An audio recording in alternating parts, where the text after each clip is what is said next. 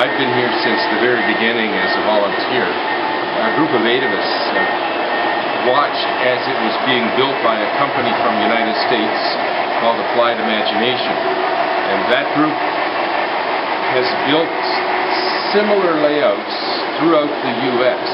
This is their first Canadian installation, but they do them specifically in botanical gardens, like the New York Botanical Gardens. Why do they choose botanical gardens? It just seems to be a popular item in among the plants. Okay. So in November, actually it was September, we opened in November, but in September they built this in about 6 days. But the buildings themselves, and all the buildings represent different areas of Canada, are made from natural materials, from sticks and nuts and I can't describe what the components are, but it took 2,600 hours to build all the buildings. The professionals did. There was no volunteers, no amateurs on it. The volunteers didn't build this. We as volunteers watched, because in January we have to take it apart. And it'll be taken down and stored for the summer and brought back again next fall. So that'll be our challenge. Most of this cedar that is just here to cover most of the stands and componentry, that's going to be thrown out. Because it's put together with very sharp staples that are probably 1 inch long. So very difficult to handle, very difficult to remove them. So once we strip away the cedar, then the buildings will be each picked up. They're on little stools right now, and the plants will be removed. We'll take the buildings, store them away, cover them, keep them from getting dusty, and remove the tracks in sections. And they're about 4 feet long.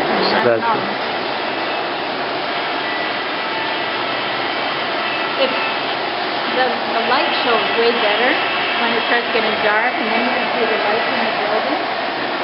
Yeah.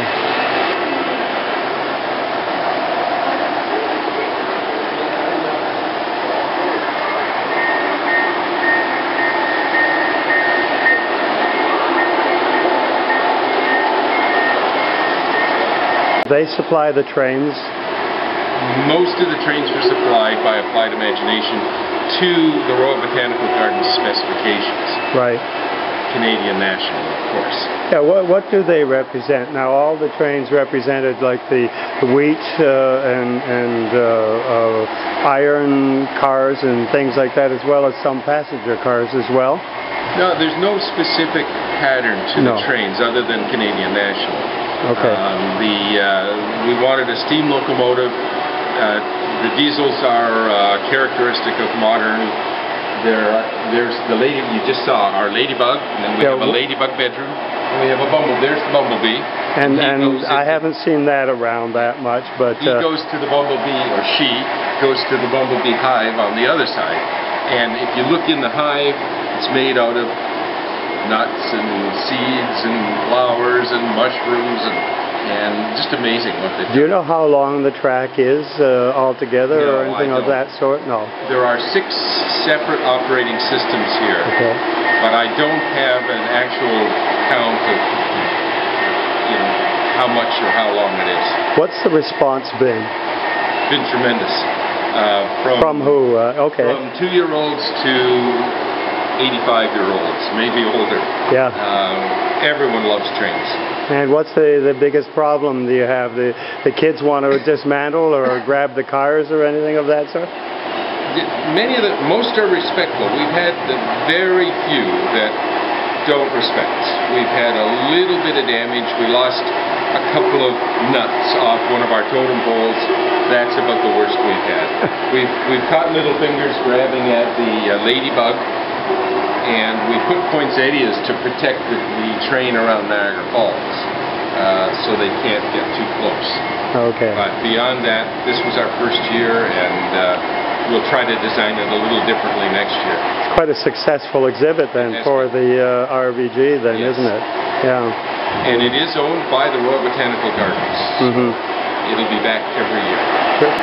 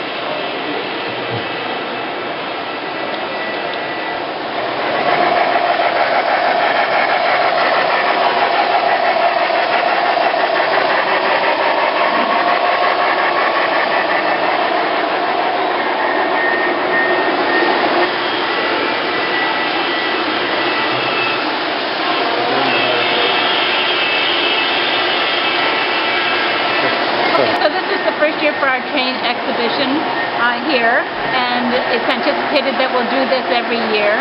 And if you walk around, you'll see that there are 10 landmarks from all the provinces across the country, and there are 6 different trains. So there's trains for the wee ones and the older children as well. And who set this up? This was set up by a company from Kentucky, and basically this is what they do, is they develop these exhibits for botanical gardens and museums, and also for people who have private displays in their own yards. This is the first time they've done one outside of the United States, and so we're lucky to have worked with them. People from the Royal Botanical Gardens also worked with them when they put it together. Took a lot of pictures, they have the drawings, so that when we need to recreate it again next year, we'll be able to do that. Does it have to be made from scratch again, or?